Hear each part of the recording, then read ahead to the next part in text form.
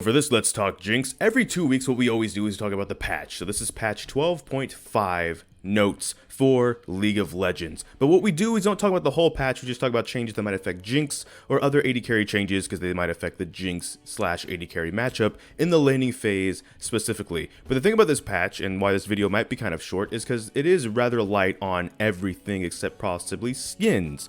So there's not necessarily a lot of things that will be talked about, like there are Ahri changes for example, but you're probably never going against AD carry Ahri, or you're probably never playing Jinx mid. The W base damage is decreased, the mana cost is increased, and the E mana cost is increased. If you have been playing with a lot of Ahris in your game that have been like roaming down and killing you though, it might be nice to know that Ahri is getting a couple of nerfs. She actually is quite powerful. I don't know why people laughed over in the LCK when Faker first pulled her out, when Faker's known for his Zed and also wanting an Ahri skin back in like 2013. Sure enough, afterwards, a lot of people were playing a lot of Ahri, and it's maybe because Faker saw something that a lot of other teams also saw as a powerful champion, and now they finally kind of been brought to the forelight, and now they get nerfed. Unfortunately, that's how that process works. Gwen, meanwhile, again, you're probably not playing top lane Gwen, and Gwen is probably not being down in the bottom lane. If you want like the fellow, because they both have blue hair though, rundown, the passive damage against monsters is decreased, and the E bonus attack range is being decreased. So there is that. Kennen, meanwhile, you sometimes see Kennen in the bottom lane when the meta is very weird. I don't think we're heading there just yet, but I'll like an honorable mention. The W full stack bonus damage to basic attacks has actually been increased. So basically, Kennen hasn't seen much pressure in the top lane, so we're giving him some small buffs to shock the current meta. So they do kind of want to mix things up, but when Riot tries to mix things up, sometimes it gets mixed up a bit too much. And so we might, you know, if you see Kennen down there, it's probably with the Kalista though, as like a support. So keep in mind, it's probably not going to be a lot, but now you're aware that W does, you know, a bit more. Master Yi, probably not going to see him unless it's one of those funnel strats which kind of got nuked, so they're not necessarily going to be a thing. Misfortune, however, is an AD carry, so the passive move speed on respawn increase. We're giving Misfortune a quality of life update for Strutter spawns. So basically on her W, there's a passive on it, which gives her increased movement speed. And when you spawn, or when you're, you know, recalling on the fountain and stuff like that, it's kind of like home guards without having to build or get home guards yet. Because I say build like we have boot enchants. It's been not a thing since like 2015. Basically, it's a quality of life change coming off the fountain and stuff. You'll be able to walk faster back to lane. It makes it so when you buy and back, especially if you're really good at, you know, controlling minion waves and stuff and really kind of planning around that, you're going to benefit a bit more with this I am speed, as they say at the bottom here. So there you go. Samira, meanwhile, the health growth and armor growth is increased. The R cooldown is decreased. For a Thrill Seeker, the Desert Rose hasn't been very daring recently. We're ramping up her durability over time so she can more comfortably stack her style in big late game team fights before getting focused down. Yeah, that is the thing. I like playing Samira from time to time. Jinx obviously above all else, and then Jhin, but Samira can be fun. But that's one thing I will even agree on late game, is it with so much burst potential late game depending, it getting like to that S rank so you can actually use your ultimate, because you can't use your ultimate unless you have that S style points, you know. And if you have nothing going into a team fight, you got to stack them all in a team fight, and people might be dropping left and right before you can really even get there. But I agree with this. I agree with this because that can be kind of frustrating sometimes to be like, I couldn't get my ult off. I just could not do anything. You know, my tank even got popped really fast, which makes no sense. But you know, there we go. So that is interesting. In terms of, I'm supposed to be talking about the Jinx matchup with these champions, of course. So the Jinx Misfortune matchup, just be careful of back timings. If she's trying to control the minion wave, see if you can mess up that control either with your rocket form and just try and gun down, say, the back line of minions.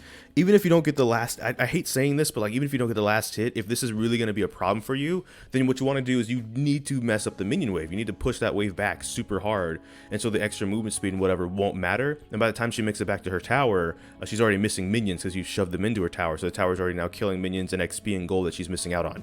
That's what you want to do. I hate saying sacrifice last hitting, but if you're not good at last hitting, because this is like a thing that's bothering you, you're in low elo, whatever, that's what you probably want to look for.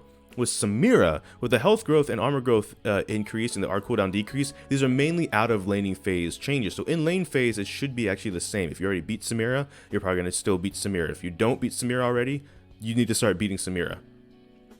Seraphine, the W mana cost decreased late, cooldown increased early, decreased late. Shield duration now scales with rank, ally shields now equal. Seraphine's healing scaling adjusted, E cooldown decreased early. There's a lot there, and it's saying Seraphine's been enjoying the mid lane limelight, but it's clear that players want to share her in bot lane too. So we're introducing some buffs to help support Kit without tuning the volume 2 up high on her solo performances in mid. I want to say I flubbed that sentence, but I'm not going to. I'm just going to blame squids. So with that being said, the W mana cost is being decreased late, the cooldown increased early and decreased late, meaning in laning phase, actually, the cooldown is being increased early, and that's actually a nerf for the laning phase. So if you're playing with a Seraphine or playing against a Seraphine, that W, which is the shield and the heal kind of a thing, if it's empowered, it's actually going to be higher on the cooldown early in laning phase, but it will be decreased later if you're playing support Seraphine trying to heal people. The shield decreased, but now scales with rank, meaning in the early game, again, in the laning phase, the shield's actually going to be weaker, but it's going to get stronger when you scale it with rank now. So if you max it first, for example, because you're playing support Seraphine, that's actually going to be strong by level 9 when you're about leaving laning phase.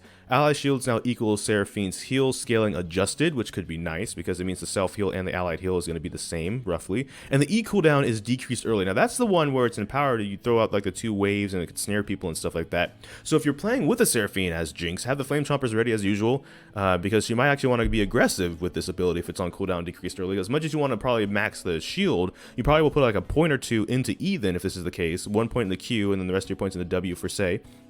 And then you kind of like go in. And again, when you're going in on somebody, just for clarification for the newer players, you don't always have to kill them. Don't tunnel vision on an enemy. Sometimes it's just about bullying them out of lane. Sometimes it's even just bullying them out of control of the lane. Even if they stick around, you gaining lane control could win the whole game, even if you don't actually kill them in the laning phase. So keep that in mind. If you're playing against this ability, watch out for that E. The cooldown is decreased early. The mana cost does not look like it was adjusted at all on this ability. So if she tries to spam it, she will run out of mana, and all you have to do is endure.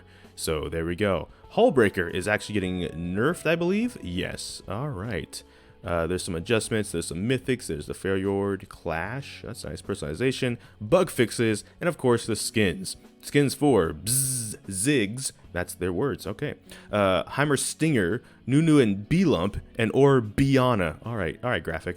So that being said, a bunch of B-themed skins coming. None of these are really 80 carries though, so you probably won't see anybody playing these skins in the bottom lane because of that, but, or maybe Ziggs, sometimes he pops up down there. But that is all for this video on patch 12.15, patch notes 12.15 of League of Legends. So, with that being said, thank you so much for watching this video. Make sure to like, comment, subscribe, hit the bell notification, the actual subscribe button. But I don't know which video will be next, because I'm going to have a lot of kinks. So until next time, take care. ggGetJinxed. Thank you for watching, and enjoy pizza responsibly.